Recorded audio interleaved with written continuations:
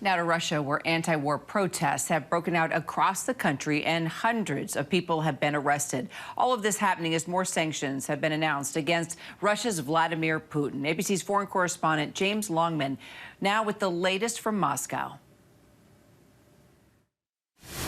Yeah, hi, Kira. Sanctions really are heating up now. We've had it confirmed that the European Union and the UK are going to sanction Sergeĉi Lavrov, the foreign minister, and Vladimir Putin himself. This has never happened before. It is an asset freeze, which basically means they can't get hold of any money they might have across the European Union or in the UK.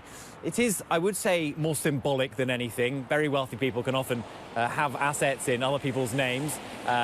We don't know if that's what Vladimir Putin and Sergeĉi Lavrov do, but certainly on a symbolic level, this is pretty major. The other thing that Europe is considering, and this would actually be a big sanction, very disruptive to Russia, is take them off the SWIFT financial system.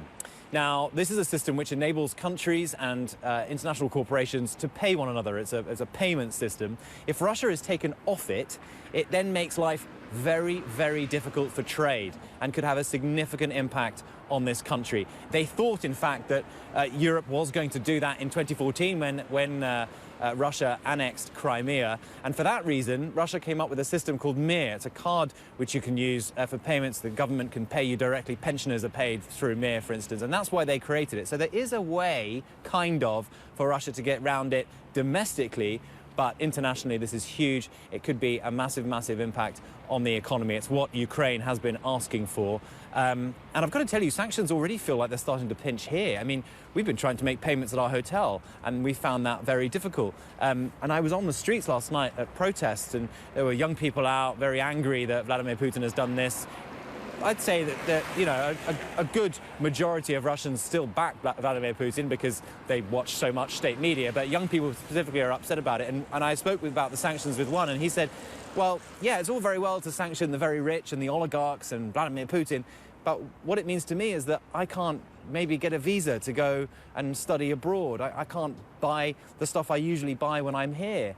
Electronics, for example, have gone up overnight in one major department store 30% because the ruble has crashed so much against the dollar. So regular Russians are going to start really feeling the pinch here. Car parts for cars they like to drive that are from Europe or the United States, not going to be possible to get hold of.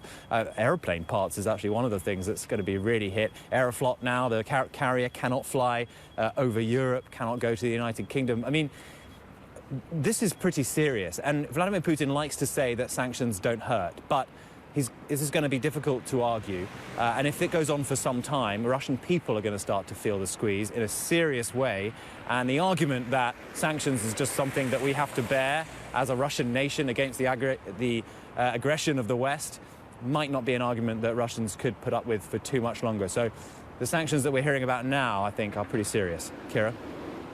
James Longman from Moscow, as always. Thank you. Hi, everyone. George Stephanopoulos here. Thanks for checking out the ABC News YouTube channel. If you'd like to get more videos, show highlights, and watch live event coverage, click on the right over here to subscribe to our channel. And don't forget to download the ABC News app for breaking news alerts. Thanks for watching.